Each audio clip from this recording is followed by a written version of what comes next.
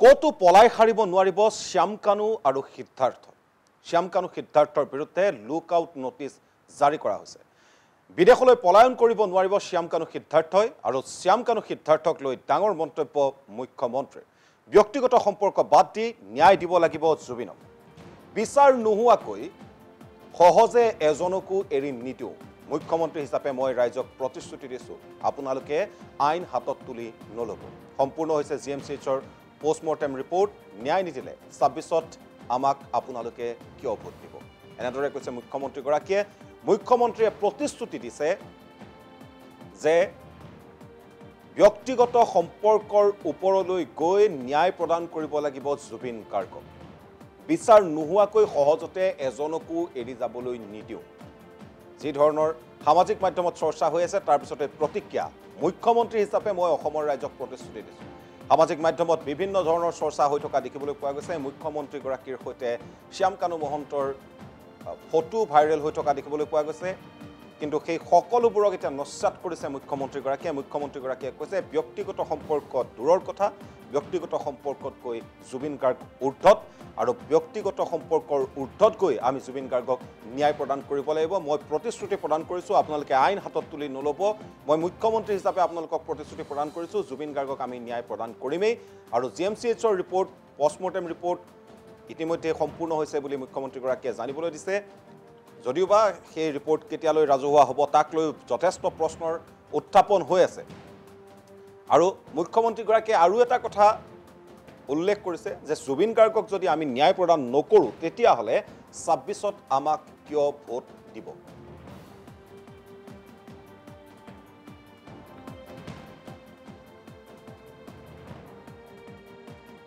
অসমৰ মুখ্যমন্ত্ৰী হিচাপে মই আপোনালোকক প্ৰতিশ্ৰুতি দিছোঁ, শ্যামকানু মহন্ত, সিদ্ধাৰ্থ শৰ্মা, শেখৰ গোস্বামী যোনেই নহওক কিয়, আৰু দুই এজনৰ নাম মই লোৱা নাই, আমি কেতিয়াও তেওঁলোকক বিচাৰ নোহোৱাকৈ তেওঁলোকক সহজে আমাৰ হাতৰ পৰা আমি যাব নিদিওঁ। মাত্ৰ ৰাইজক মই অনুৰোধ কৰিম, আপোনালোকে আইন হাতত নল'ব।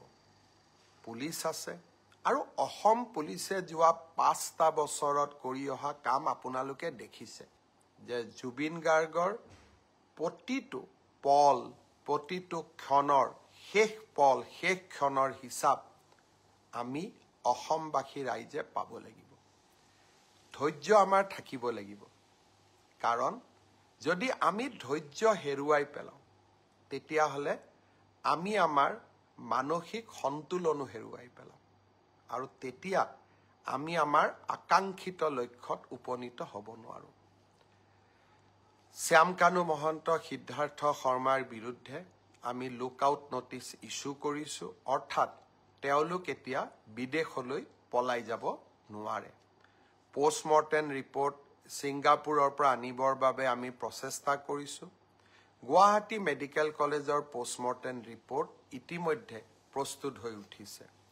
দিল্লীৰ CFLলৈকে আমি তেওঁৰ ভিছেৰা চেম্পল পঠাইছোঁ, যাতে তেওঁৰ শৰীৰত কোনোবাই বিষ প্ৰয়োগ কৰিছিল নেকি তাৰ বিষয়ে যাতে আমি জানিব পাৰোঁ। শ্যামকানু মহন্তৰ প্ৰত্যেকটো একাউণ্ট, পেন কাৰ্ড, তেওঁৰ ক্ৰেডিট কাৰ্ড আমি সকলো ফ্ৰিজ কৰিছোঁ, যাতে তেওঁ বহু দিনলৈ বাহিৰত থাকিব নোৱাৰে। আৰু 6 অক্টোবৰৰ দিনাখনলৈকে যদি সিদ্ধাৰ্থ শৰ্মা আৰু শ্যামকানু মহন্ত নাহে, অসম পুলিচে আপ্ৰাণ প্ৰচেষ্টা কৰিব তেওঁলোক য'তেই আছে তাৰ পৰা আমি উভতাই অসম ভূমিলৈ লৈ অহাৰ বাবে। আৰু আপোনালোকৰ হাততো কিবা তথ্য থাকিলে আপোনালোকেও আমাক সহযোগিতা কৰিব। জুবিন ৰাইজৰ সম্পদ, জুবিনক ন্যায় দিয়াৰ দায়িত্ব প্ৰত্যেকগৰাকী অসমবাসী ৰাইজৰ কৰ্তব্য। আমি কেইজনমানে এই দায়িত্ব মূৰত তুলি ল'ব নালাগে। এই দায়িত্ব 3 কোটি অসমৰ জনতাই আজি মূৰত তুলি লৈছে, আৰু জনতাৰ প্ৰতিনিধি হিচাপে এই দায়িত্ব মই নিষ্ঠাৰে আৰু সততাৰে সৈতে পালন কৰিম। প্ৰতিটো মুহূৰ্ত আজি কোনোবা এজন বেলেগ সিদ্ধাৰ্থ শৰ্মা আহি পাব দিল্লীত, আমি উৰা বাতৰি উলিয়াই দিম যে 10 বিত বহি থকা ব্যক্তি এইজনেই হয়। দুটা আৰু এটা উৰা বাতৰি উলিয়াই দিম, শ্যামকানু মহন্ত গুৱাহাটীতেই বহি আছে। মই ভাবোঁ উৰা বাতৰি আমাৰ মনবোৰ অশান্ত কৰিব। এখন জুবিনৰ হকে কাম কৰা, নিষ্ঠাৰে কাম কৰিব বিচৰা চৰকাৰ আৰু অসমৰ মুখ্যমন্ত্ৰী আপোনালোকৰ লগত আছে। যিদিনাখন মই বিফল হ'ম, সিদিনাখন আপোনালোকে মোক শাস্তি দিব। কিছুমানে কৈছে যে 26ত ভোট নিদিওঁ। সি স্পষ্ট কথা, আমি যদি জুবিনক ন্যায় দিব নোৱাৰোঁ, আমাক আপোনালোকে কিয় ভোট দিব? নিদিয়াটো স্বাভাৱিক, আৰু তাক আমি মানিও ল'ব লাগিব।